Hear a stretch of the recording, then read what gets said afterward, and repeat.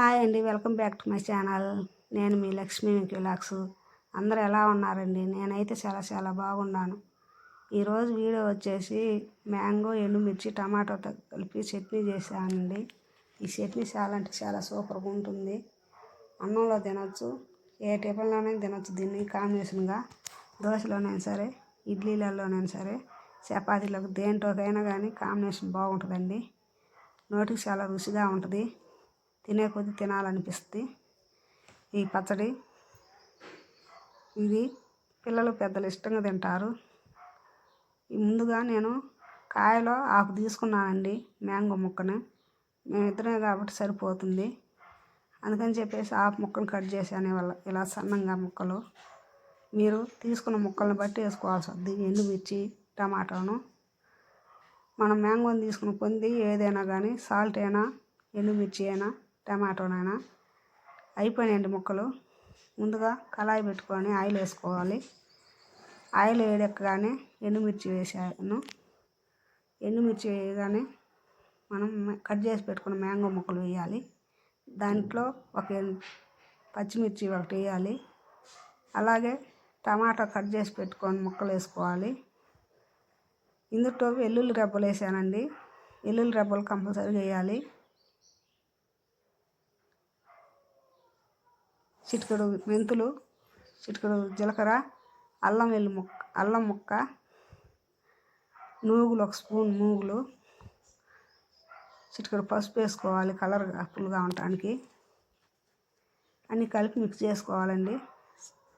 కరివేపాకు వేసుకోవాలి. 3 రెమ్మలు కరివేపాకు తీసుకోవాలి.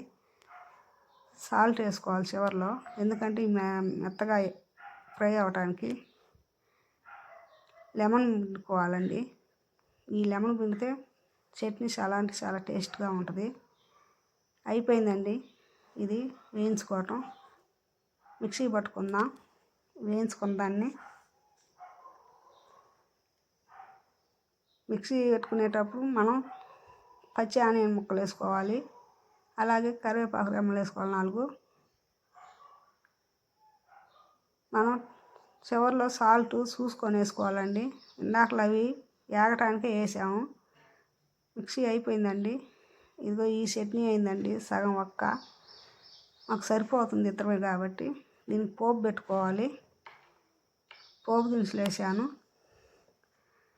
ఈ పోపు దినుసులు వేగగానే ఒక ఎండుమిర్చి వేసుకోవాలి.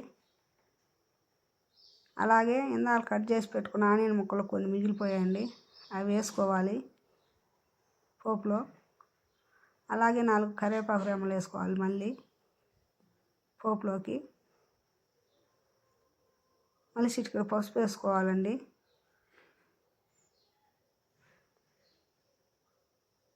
అయిపోయిందండి, పోపు మగ్గిపోయింది. మనం గిన్నెలో తోడు పెట్టుకున్న చట్నీలోకి పోపు వేసుకుంటున్నాను. అంతేనండి, మ్యాంగో, ఎండుమిర్చి, టమాటో చట్నీ. చాలా సింపుల్. 4 నిమిషాల్లో అయిపోద్ది చట్నీ. చాలా అంటే చాలా టేస్టీగా ఉంటుందండి.